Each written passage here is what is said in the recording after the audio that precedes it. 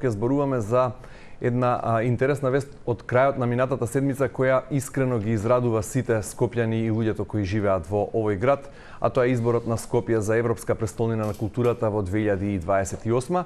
Гостин на оваа тема е поранешниот министер за култура Роберт Алагјозовски, сега национален координатор за интеркултурализам, едно општество и развој на културата. Господин Алагјозовски, добро утро, добро дојдовте во студиото на Телма. Добро утро, Горан, благодарам на поканата.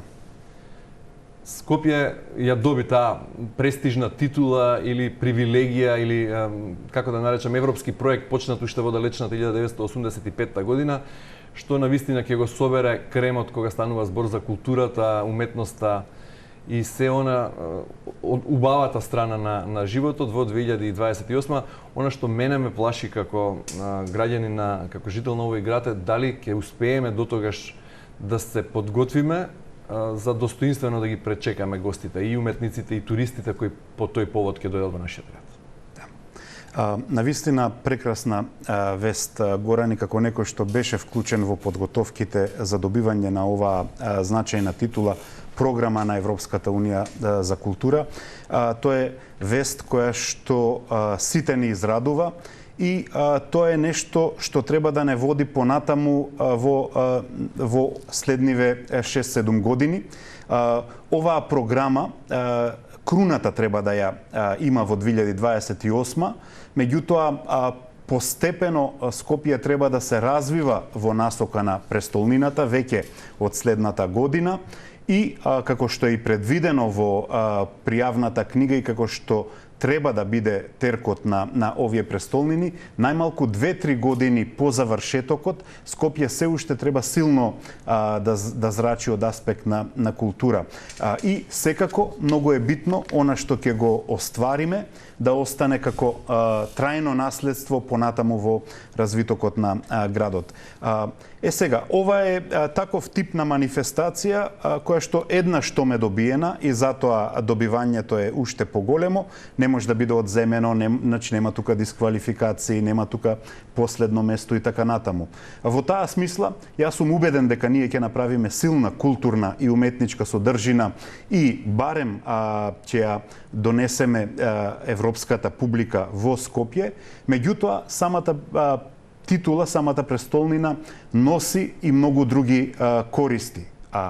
Наша цел треба да биде да мислиме големо и во таа смисла да тоа што сме Европска престолнина на култура дури ни помага и во реализација на овие теми за кои што ти спомена на почетокот. Значи, тоа да не инспирира, да го решиме и загадувањето, да го решиме и непочитувањето на еколошките стандарди, всушност како што и доликува за една Европска престолнина. Така, и анализата на досегашните градови, престолнини на културата покажува дека не сите еднакво профитирале, односно извлекле максимум бенефит од таа привилегија да бидат домаќини европски на културата во одредена година. Некои градови подобро се организирале и подобро пристапиле кон целиот настан и подобро профитирале, извлекле подобра полза, поголема полза во поширока смисла на зборот.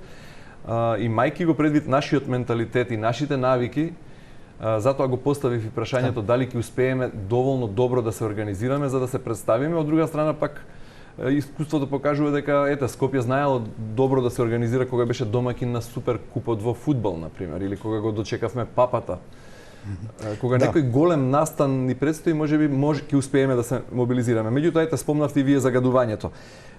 Како со градоначалничка која 4 месеци не успеала да најде време да се појави на седница на Советот и кога е критикувана и од едните и од другите советници поради игнорирање на надлежниот орган во градот Скопје, да се координира тоа со централната власт, бидејќи ова подразбира широк спектар на луѓе вклучени во организацијата. Ќе има ли едно тело кое ќе го координира тоа и како тоа ќе функционира? Да, ова е голема работа и не може да се случи без координација помеѓу владата, Министерство за култура и градот Скопје, при што градот Скопје треба да го даде целиот капацитет и водството. Ликот на градоначалникот е битен, меѓутоа целиот совет треба да застане и многу е важно уште на самиот почеток да се создаде една независна институција или тело кое што ќе се занимава со оперативните и менаџерските аспекти и тоа тело да има автономија која што нема да биде загрозена од политичките смени, од изборите и така натаму. Дали тоа ќе биде универзална сала која што како друга, која што е сега носител, меѓутоа треба сериозно да ги зајакне капацитетите за да ја понесе работата, дали градот ќе направи, има и такви случаи, своја фондација, тоа е повторно прашање на широка координација, но да веруваме дека ова титула и оваа задача која што ја имаме, високиот влог и финансиски, и организацијски, и кадровски, ќе не обедини и ќе не тера да работиме подобро отколку што досега го правевме. И навистина очекувам да биде инспирација за сите. Сега секако дека самата екзекуција на програмата ќе не соочи со изборите. И тоа се случувало во досегашните практики, да ако дојде нов градоначалник, нова постава, тие значително ја изменат програмата или сето она што ќе се случува. А до тогаш ни предстојат неколку циклуси на парламентарни и на локални избори. Вие бевте координатор стратешки, номиниран од владата, кој во соработка со град Скопје работеше на развој на овој проект, кој е почнат уште во 2014 година во администрацијата на Коце Трајански. Што значеше да се биде стратешки координатор во развој на проектот и дали сега треба еднакво она тело за кое зборувате со широка автономија, исто така да има координатор кој го турка целиот процес, независно од тоа кој ќе биде градоначалник или министер за култура во следниот период? Па, секако, значи, она што е добро за оваа иницијатива, навистина, таа почна во 2013-14, ја следев и делумно учествував како експерт и индивидуалец во културата од тоа време. Од 2018 бев стратешки координатор и ние го поставивме концептот на пријавната книга, кој што беше запазен во двата овие оперативни циклуси во пишувањето на програмата, и тоа е добро. Најбитно е како ќе се поставиме кон нештата. Клучното што ни го кажуваа и експертите и се покажа е дека ова треба да биде шанса да ги решаваме најкрупните проблеми. И во таа смисла треба да бидеме отворени кон нештата. Ако размислувањето е дека ние имаме прекрасни новоизградени институции, палати, нови структури и сега тоа ќе го прикажеме, тој сјај ќе го прикажеме на европската публика, тој е погрешен концепт. Ако кажеме дека ние имаме проблем во градот, ги донесеме различните заедници да живеат подобро заедно, да не сме толку поделени, да ја развиеме културата, да донесеме цела една добра класа на нови генерации уметници и креативци, ако успееме во таа смисла да се поврземе со Европската унија, тоа се бенефитите кои што нас ќе не носат напред. Впрочем, како што е и мотото, културата над поделбите, преку поделбите, сега, во таа смисла, ова е сериозна работа. Јас сум многу убеден дека ние имаме најмалку десетина врвни луѓе, менаџери и културни работници кои што може да ја преземат оваа улога. Меѓутоа, бидејќи ова е сериозен проект, ние треба да се отвориме и кон нашите странски пријатели. Она што мене ме зачуди во подготовките е колку луѓето од Европа позитивно реагираа на ова. Така што и не само тоа, туку тоа се луѓе кои што ги воделе, Темишвар, Матера и другите европски престолнини, имале сериозна соработка и со нашите културни работници и културни институции. Така што сето тоа треба сега да го Вие како национален координатор за интеркултурализам имате надлежност при изборот на тоа тело, ќе ви се слуша гласот кога ќе треба да се формира тоа тело сега? Кој ќе треба да го турка проектот? Значи, во град Скопје постои едно координативно тело и таму се номинирани представници од владата и од Министерството и од сите клучни институции. и од градот секако, и сега тоа координативно тело, нели, тоа е советот, тоа е советот на мудреци кој што ќе треба да решава за многу работи, и тоа тело треба брзо да се стави во функција за да може да си ја работи работата. Така што да, тоа е еден од првите предуслови за целата координација, го исклучи само потесниот тим од 4 или 5 луѓе кои што по договор работат на ова. Добро, од онаа поубава страна, освен ова зборувавме досега за организацијата, Европска престолнина подразбира многу културни настани, визуелни перформанси, уметници од сите краеви, туристи и позитивна енергија. Прочитав некаде дека досегашните градови престолнини на културата успеале некои од нив да го зголемат бројот на ноќевања на странски гости и до 25%, односно за секое вложено евро да се врати неколкукратно. Значи, за 1 евро вложено се враќали по 5 до 6 евра на инкам финансиски како придобивка за градот домаќин.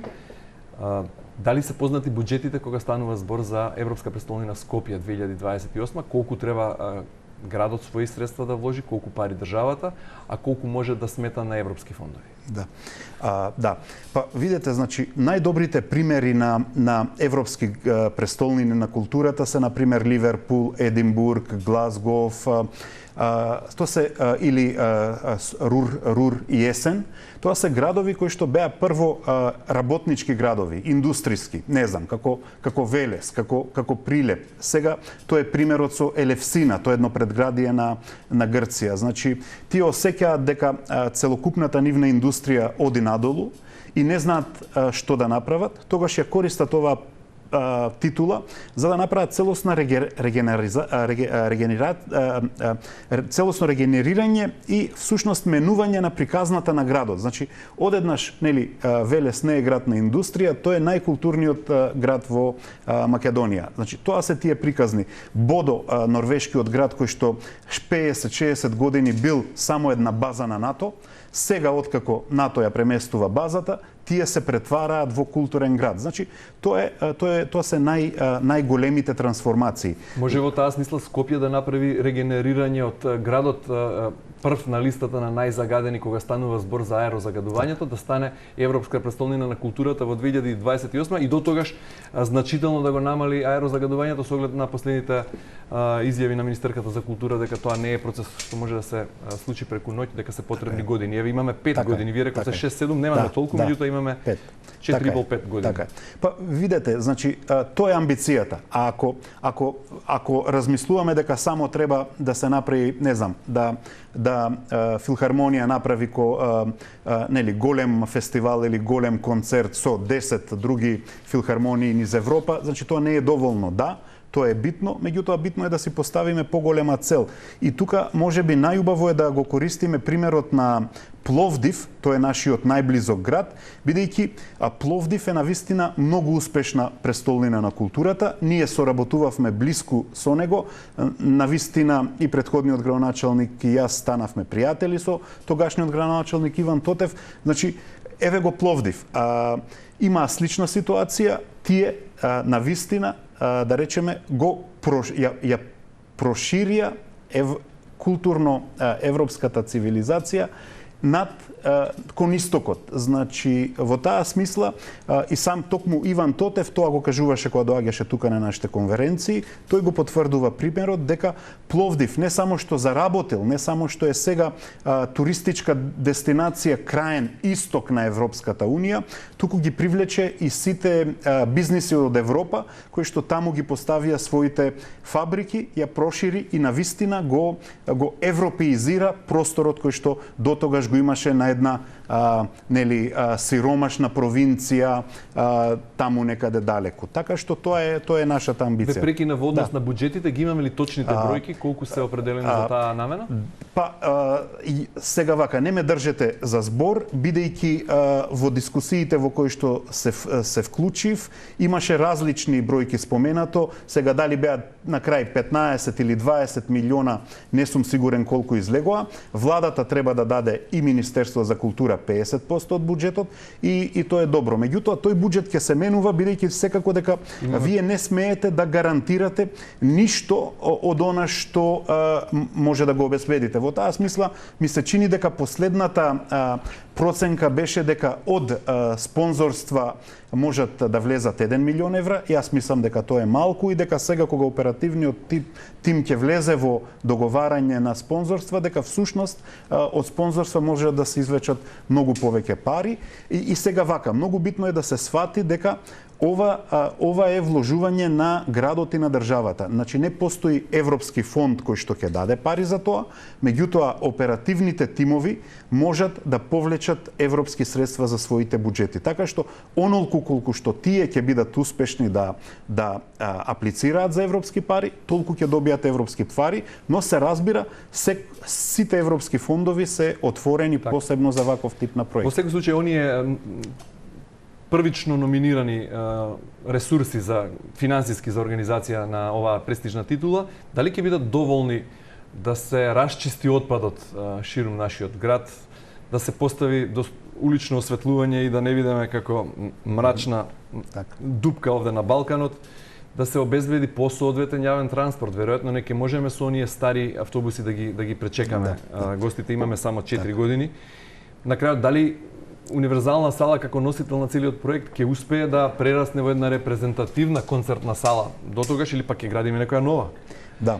Како би го решили, например, и кој ќе го тера тоа ако со години наназад толку градоначалници не успеа да најдат решение хуман третман на куќињата скитници, како со толку куќиња по улиците ќе ги пречекаме уметниците од цела Европа или како ќе го доуредиме кеот? Со еден збор, како Скопје ќе стане урбано, хумано, културно и функционално Скопје, град домаќин на таа престижна титула? Јасно. Значи вака, ако се остварат 15 или 20 милиони евра, тоа се пари само за културната програма. Во таа смисла сметам дека универзална сала ќе биде направена. Ми се чини нема време за брзо градење на нова инфраструктура, просто ќе ја користиме таа која што постои, но затоа и министерката рече дека ги става сите капацитети на централната власт на располагање како простори, но она што е битно е дека всушност сега градот и владата треба сите проекти да ги насочат кон Скопје и кон оплеменување на Скопје, така што надвор од културната програма сега Скопје 2028 треба да стане приоритет, тоа е веќе приоритет на градот, меѓутоа и приоритет на владата и во таа смисла владата да насочи екстра фондови, секако и градот со сите капацитети за просто решавање на овие најголеми проблеми на градот. Добро, во однос на оној друг содржински програмски дел, вие како уметник и како поранешен министар за култура, како човек кој професионално се занимава со дејноста целиот свој професионален век, кога би имале можности да интервенирате во програмата, што е според вас она со кое Скопје треба да се разликува од или има адут во однос на другите градови, во однос на Будва со која ја доби титулата, не само инфраструктурно и во големина, туку содржински, програмски. Што е главниот адут, најсилниот адут на нашето Скопје кога станува збор за културната програма? Така. Па секако дека ние имаме врвни уметници во сите дејности.